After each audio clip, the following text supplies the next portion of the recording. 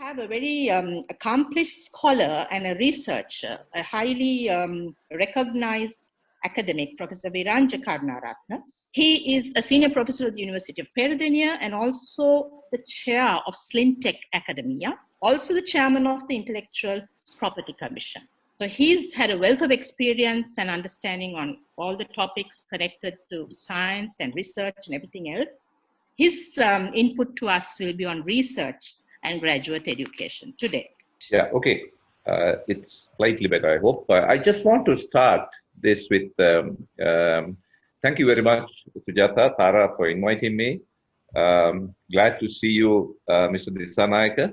I just want to flash some numbers of recurrent budgets and capital budgets of the universities, 36 other educational institutes.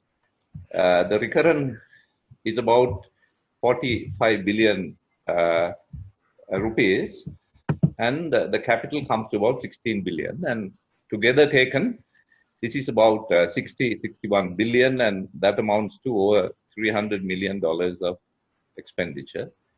And if you are running a business worth 300 million, what's the first item that would be in your agenda? Would be, I've been a long-standing academic in the university system in Sri Lanka. Your job is to hire the best managers to run the institute, and that's where the rankings come from. Although the QS rankings don't say who is running the university, but those who run the university determine how the rankings are portrayed. So therefore, I would recommend that in Sri Lanka, the Vice Chancellors are appointed by a show of hands in the council.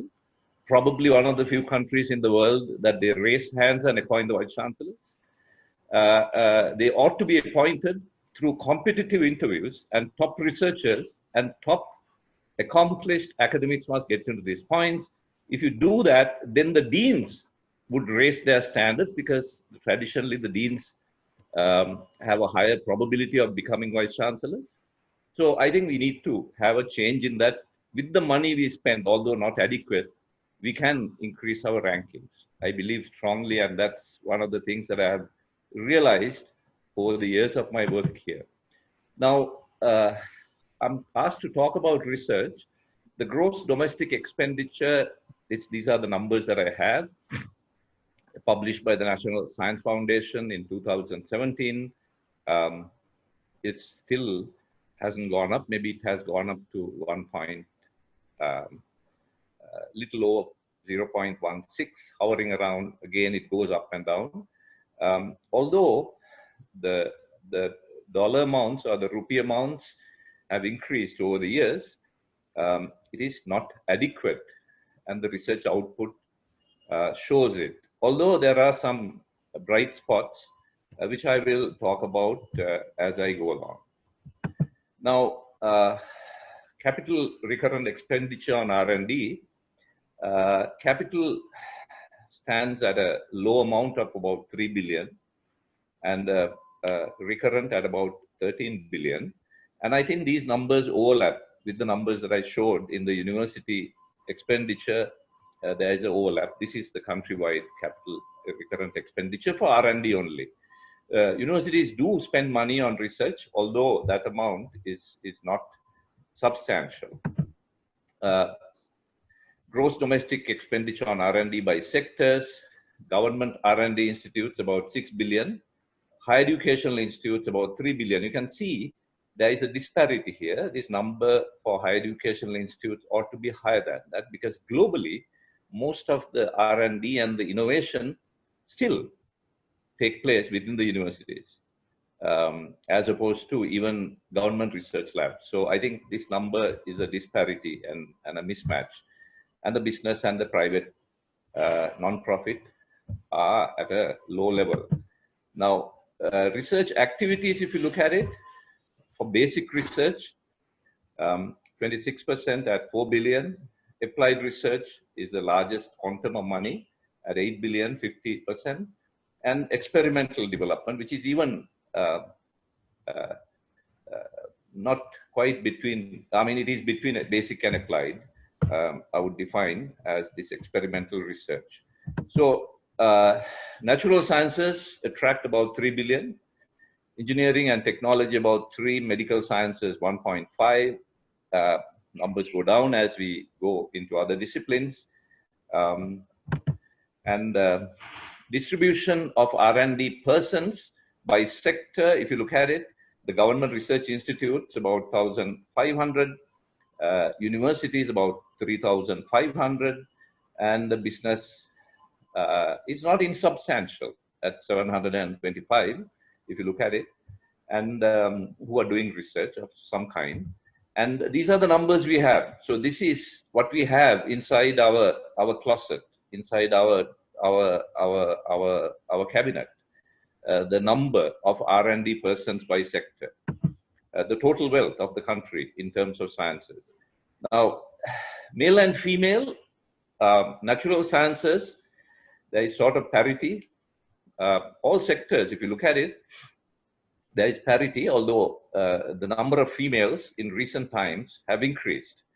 And very soon, my estimate would be that all state universities and private universities might have to put a cap of male-female ratio at 50%. Otherwise, female numbers will outnumber the males in the next 10 years in a dramatic fashion, in Sri Lanka at least.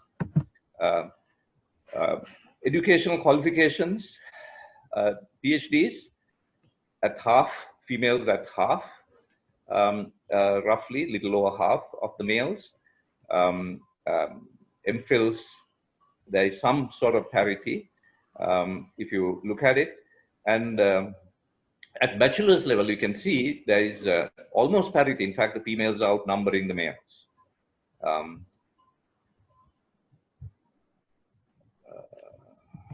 Yeah. So if you look at the researchers in science, male and female again, at the bachelor's plus postgraduate, the males outnumber females, and at the doctoral level, again, males outnumber 61 to 39%. And by age, if you look at it, over 60 male-female males, there are more males, and those numbers have improved dramatically. Between 21 and 30 years of age, they are almost equal, male and female. So the younger scientists, the gender imbalance has been addressed. If you look at this is R&D, and how much do we innovate? If you look at it,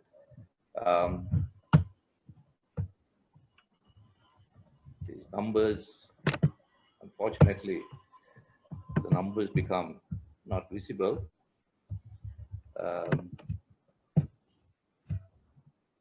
So the numbers are not to be seen there. The number of patent registration by resident applicants is about, I can't see it well, I can't see it at all. I believe it's the number that you see, probably around 200. But if you quickly go to the bottom to G, the number of publications by Sri Lankan scientists in SCI journals is currently at 400. And this number has improved over the years. And I work for the National Research Council as well, a commission member, which gives President's Award for scientific publications annually.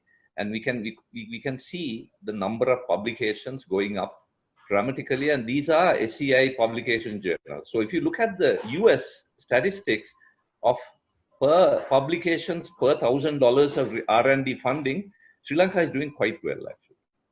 These numbers are coming from a very grossly inadequate input by the government into R&D.